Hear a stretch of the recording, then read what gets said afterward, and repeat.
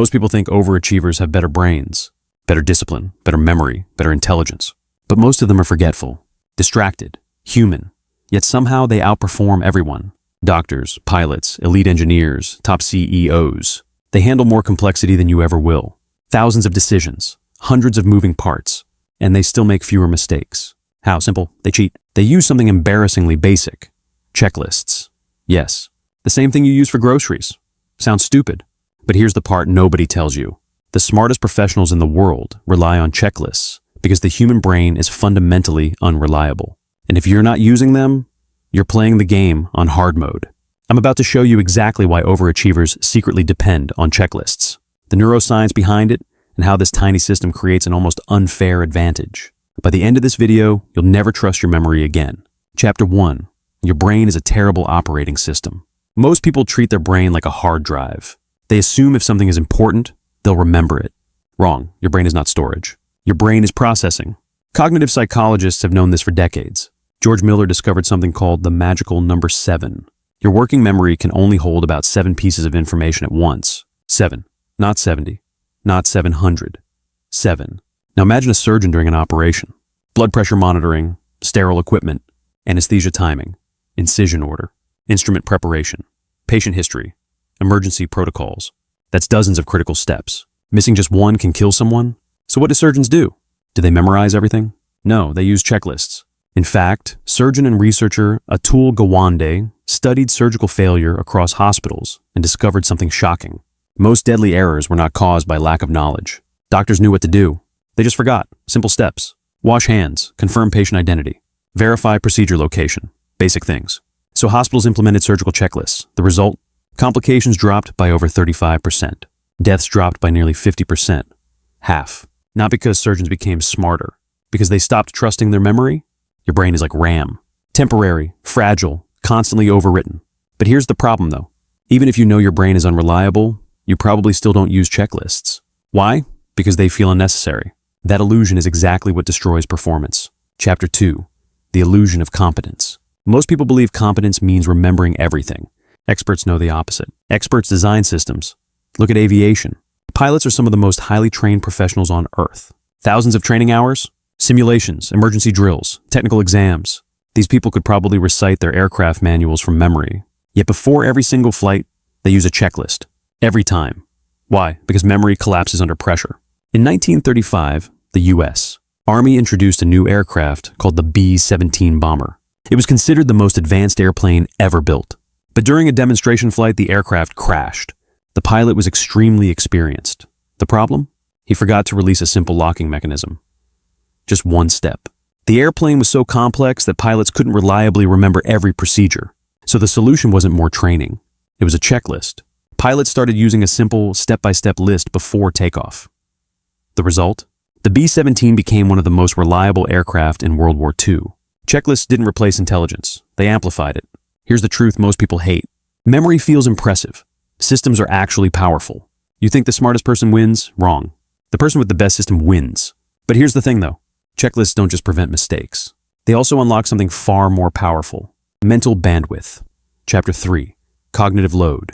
Your brain burns enormous energy making decisions. Psychologist Daniel Kahneman describes 2 systems in the brain. System 1, fast thinking, automatic, emotional. System 2, slow thinking, analytical, effortful. System 2 is extremely powerful, but it's also extremely expensive. Your brain avoids using it whenever possible. This is called cognitive load. Every decision consumes mental resources. Now imagine your typical day. What should I work on first? Did I send that email? Did I finish that report? Did I follow up with that client? Tiny decisions, but they pile up. This is called decision fatigue, and it destroys performance. Research from Cornell University found that judges grant parole significantly less often later in the day. Not because criminals suddenly become worse, because the judges are mentally exhausted. Decision fatigue. Now here's where checklists become a superpower. They eliminate thinking, not the important thinking, the useless thinking. Instead of asking yourself what to do next, the system tells you. Instead of remembering tasks, the checklist stores them. Your brain stops acting like a storage device and starts acting like a processor. This is why elite performers rely on structured systems. They remove friction. But here's the problem though. Most people try to make their checklist perfect. That's a mistake, because the real power of checklists comes from something else entirely. Chapter 4. externalizing intelligence. Your brain evolved for survival, not productivity. For most of human history, remembering things meant life or death, where food was, where danger lived, where your tribe slept. But modern life requires remembering abstract things: passwords, deadlines, meeting agendas, project workflows. Your brain was never designed for this. So elite performers do something counterintuitive. They outsource thinking. They move knowledge outside their head. Psychologists call this extended cognition. Your tools become part of your brain. A notebook becomes memory. A calendar becomes time awareness. A checklist becomes procedural thinking.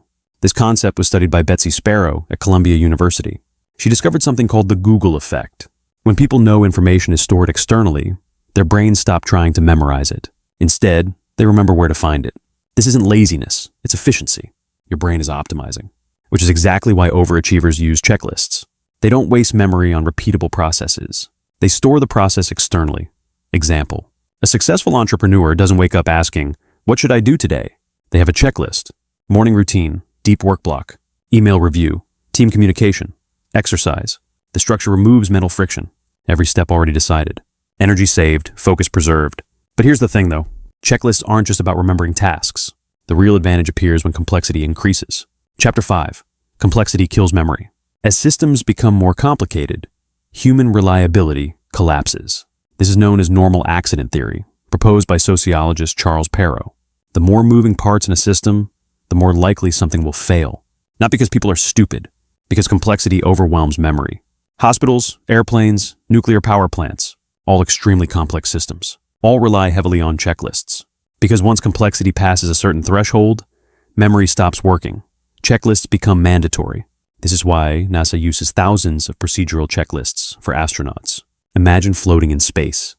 Hundreds of systems. Zero margin for error. Astronauts don't rely on memory. They rely on checklists. Even though they trained for years, even though they know the procedures, they still read the list, step by step. The checklist becomes a safety net. But here's where it gets interesting. Checklists don't just prevent failure. They accelerate mastery. Chapter 6. Automation. Experts don't think more. They think less. That sounds backwards, but it's true. Psychologist Anders Ericsson, famous for his research on expertise, discovered that elite performers automate huge portions of their workflow. They don't consciously think about every step. The routine parts become automatic. Checklists help build that automation. At first, you follow the list carefully. Step 1, Step 2, Step 3. Over time, the sequence becomes ingrained. Your brain compresses the process into patterns. Just like surgeons compress symptoms into illness scripts. Just like chess masters compress board positions into patterns. Checklists act like training wheels. They guide repetition until the brain internalizes the system. But here's the final twist. Even after experts master the process, they still keep the checklist. Why? Because expertise creates a new problem: overconfidence. Chapter 7. Experts forget they can fail. The most dangerous phrase in complex work is this: "I've done this 1,000 times." Familiarity creates blindness. Experts skip steps, rush procedures, ignore safeguards. Psychologists call this automaticity error. Your brain switches into autopilot, which is efficient until it isn't. This is exactly why experienced surgeons still use checklists, why pilots still read procedures aloud, why NASA still verifies every system twice. Because human beings are predictable. We forget, we rush, we assume. Checklists force discipline. They slow you down just enough to avoid catastrophic mistakes. The irony? The smarter you become, the more you need them. Hit subscribe before you forget that, because we fix cognitive leaks here. But here's the problem though. Even if you start using checklists today, most people still use them wrong. They create giant lists, 20 items, 30 tasks, overwhelming, which defeats the entire purpose. The best checklists in the world follow 3 rules. Rule 1, short, 5 to 9 steps maximum. Remember Miller's magic number 7. If the list is too long, your brain stops using it. Rule 2, clear triggers.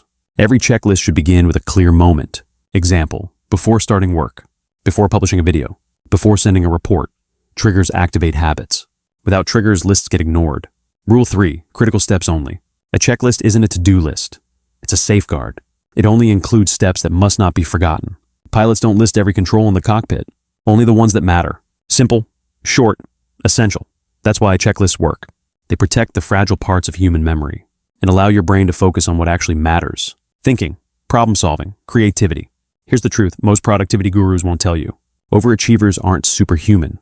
They just design better systems. Their secret advantage isn't intelligence, it's structure. They don't trust their brain. They engineer around its weaknesses. And the simplest tool they use is a checklist. Speaking of engineering your brain, did you know there's a mental framework elite learners use that makes remembering information almost automatic? Most people try to remember everything. Experts compress information so their brain stores it effortlessly. That's why I made a video breaking down the exact system surgeons use to memorize thousands of procedures without forgetting. Watch that next. You'll never study the same way again.